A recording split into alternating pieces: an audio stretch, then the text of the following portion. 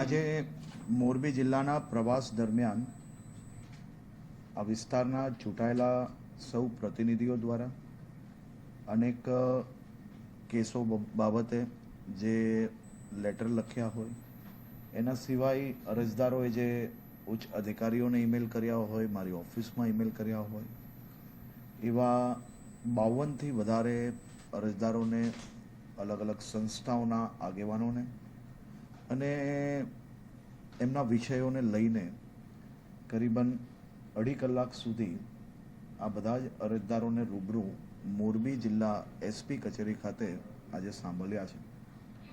અનેક લોકોના નિકાલ આજે સ્થળ પર જ આવ્યા છે.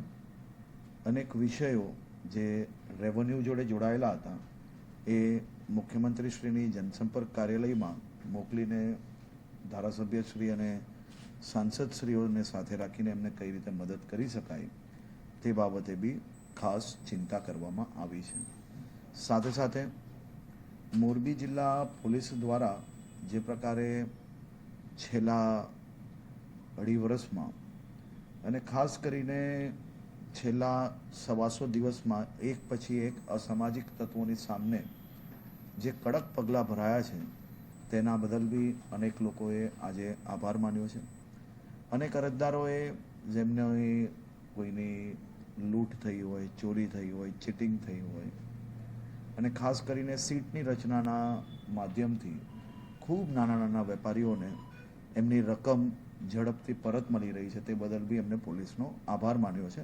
અને સાથે સાથે આવનારા દિવસોમાં બીજું શું કરી શકાય તે બાબતોની ચર્ચા થઈ છે. આભાર.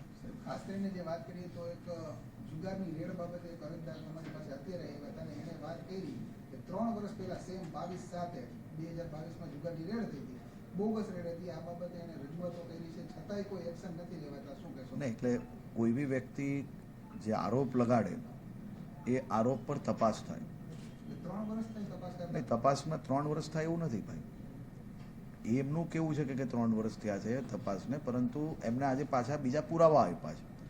અને અગર એ વ્યક્તિને મેં 15 મિનિટ તક રૂબરૂ સાંભળીને એક એક વિષયને નોંધ કરી છે. અમારે સાંભળવા આવું હતું પણ આવા નથી. નહીં, એટલે તમને સાંભળવા આવું હતું એ જ હું સંભળાવું છું હમણાં, બરાબર છે. મારે અરજદારને સાંભળવા છે, મારે તમને બતાડવા માટે નથી આવ્યો હું અહીંયા. મારે મારા રાજ્યના નાગરિકોને સાંભળવાની મારી ફરજ છે અને એ જ કામગીરી ચાલી રહી છે. તમે તો અમારા વરિષ્ઠ નાગરિક છો, બરાબર. પરંતુ ક્યારે બી કોઈ બી આપણે, તમે બી સમજો છો અને તમે અહીંયા જોઈ શકો છો કેટલા કલાકથી અરજદારોને કોઈને ટોલામાં સાંભળીને માત્ર વાત કરવા પૂરતું નહીં, પરંતુ મોરબી જિલ્લામાં એ લોકો અહીંયાથી ગાંધીનગર સુધી ધક્કા ના ખાવા પડે તે માટે અહીંયા આવ્યા છે. તમે જો કોઈ 5 જણના વિષયો અલગ પ્રકારના બી હોઈ શકે, પણ આપણે એવું જોવું જોઈએ કે મોટાભાગના લોકોના પ્રશ્ન નિકાલ લાવવા માટે કયા પ્રકારે મહેનત કરી રહ્યા છે. માત્ર કોઈ એક વસ્તુ કોઈ કહે અને આપણે એ વિષયને પકડીએ તો એ બી યોગ્ય ના કહેવાય. ખાસ કરીને હમણાં તમે તમારી વાતમાં બોલ્યા ગાંધીનગર લગી ધક્કા ન ખાવા પડે. મોરબીમાં જે ચકચારી કૌભાંડ